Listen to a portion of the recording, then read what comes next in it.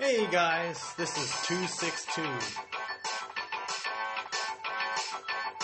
bringing you the World Warrior Podcast, inspired by the Roosh Forum, also inspired by Return of Kings. All right. This week I've got Nomad and Nick. So Nick, for guys in the forum that don't know you, tell us a little bit about yourself and what you're all about. I know you've got a website, patientambition.com, great website, so I definitely encourage folks to check it out. But Nick, tell us a little bit about yourself. So thanks for having me on. I'm from California, Northern California, but I've been living in Warsaw, Poland for the last 2 years. And I moved here in March of 2014 to start a PhD program in history. But I'm also really into the culture and the history here. I'm actually Polish. I have Polish heritage. Both my parents were born in Poland, but I was born in California. And I've been back to Poland many times, and I finally decided to move here 2 years ago. So it's been a big change for me, but so far it's going well. It's been a big learning experience, and I don't regret the decision at all. I think a lot of guys would benefit from traveling and seeing Europe or other places. You know, speak Polish? Yeah, I speak Polish. Oh, it's not as my English, but it's pretty good. Yeah, it's pretty good. Interesting. I remember, actually, Nick, I met you at the Return of Kings meetup in Warsaw. So, and we were there with a bunch of local Polish guys, and I got to hear your Polish. And as far as I can tell, as a total newbie at Polish, you're pretty much fluent. So, yeah, no, that's definitely worth mentioning too. That I got into.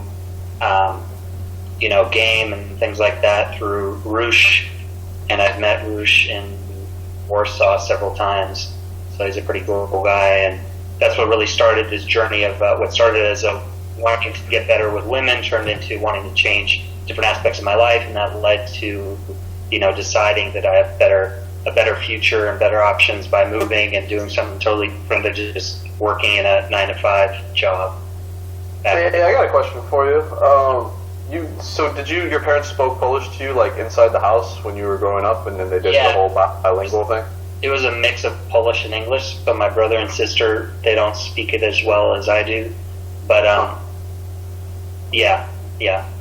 So the reason I ask is because, like, I know you're from NorCal, I'm from SoCal, and where I was at, there was, like, a really big Polish community, and I don't know if you had, like, Polish communities up where you were? No, it's not that big. I come from the San Francisco Bay Area, and the Polish community isn't that big. We go to Polish church and things like that, but the most of my language and culture and all that came from my parents, my grandparents, who also lived in the area, and I lived in Poland for almost 2 years when I was a kid, back in the early 90s. My dad was here for okay. So that's interesting. Yeah, I wasn't sure if like you grew up in like kind of like a Polish community that was kind of like maybe a little bit separated from like normal Western life, if maybe you had some of that, but it's more like that in places like Chicago and New York, where it's kind of almost like a Polish ghetto. And I'm kind of glad that I didn't really have that, because I was just regular American growing up, but I also had this strong Polish influence from my parents and grandparents. Yeah, that's cool. Yeah, that actually brings up a good point. I guess I'll get to talk a little bit about myself. I didn't grow up in the usual Asian American communities. Nick might be more familiar with them you guys might be familiar with them in California. But I grew up, thankfully, in the Midwest, where there isn't such a big community. And in the community, there's, especially in California more than anything, Asians tend to hang out in cliques, which can be bad because then they don't really learn how to deal with others. So running it back to the initial question, or the initial thing that brought it up, yeah, it's good that it's good not to be, at least in America, not to be stuck in your clique, so to speak. I just figured I'd bring that one up. Yeah, no, I agree with you. This is something I was going to bring up later, but maybe I'll bring it up now if it kind of fits in. My younger cousin, he's kind of like, he lives in Los Gatos, and like my uncle, like he's like pretty well off, and like he's having a hard time right now because he's total blue pill completely in the making. It's like, it's like he's my family, and there's there's a number of threads that have been started on the forum with the discussion like, what do you do about people that are blue pill and they're suffering but they can't? You try to have the red pill talk with them, even in the slightest ways, and they just reject it. They just reject it, and yeah, it's like he lives a completely insulated life in like really comfortable Los Gatos mansion house, and he's completely miserable and he doesn't know why. And for the guys that don't know, Los Gatos is in NorCal, right? I was going to say that it's, you can talk to people, you can give them advice, but if they don't come to the conclusions on their own, then they might reject it. I have a family member, a close one, who's going to get married, but things they didn't end, but it didn't work out the way he expected it to, and I don't think I could change his perspective without him learning on his own. But Nick, you had a different exposure though, because you were growing up and you spent time in Poland and overseas. I never traveled until I was 21, so like I spent my whole life growing up in Southern California. But you had an outside perspective. Like as a child, you had the exposure to different culture going overseas.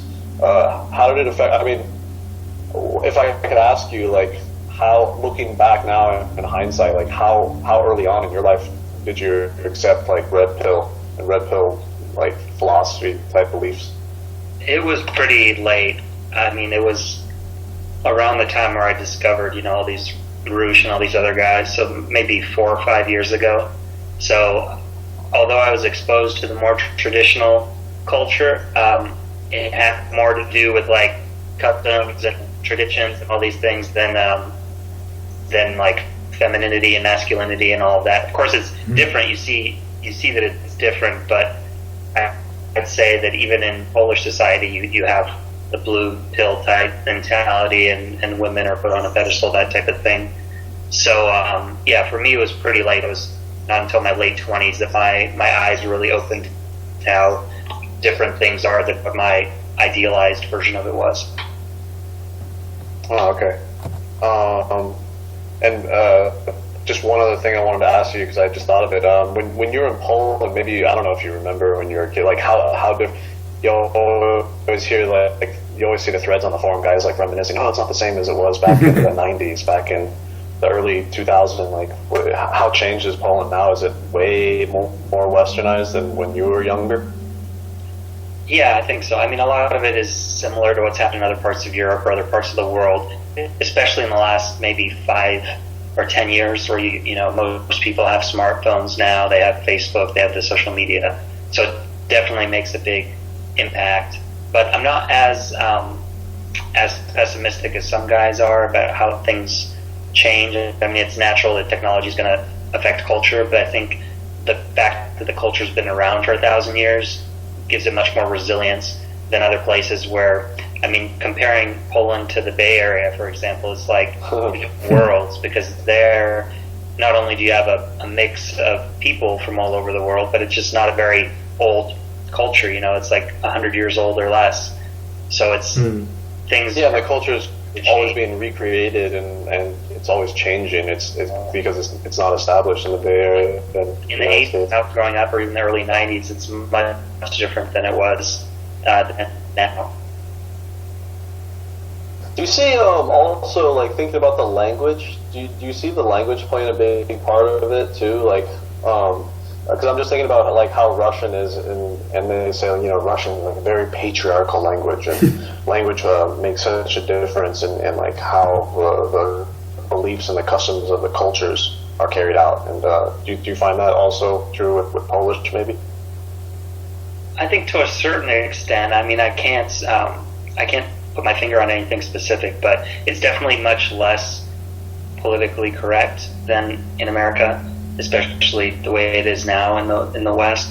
So I think that plays a role. I wouldn't say it's overly patriarchal, but it just hasn't been corrupted in the same way that American discourse and language has been. Sure. Oh, that's cool. Maybe I'll have to check out Poland after all.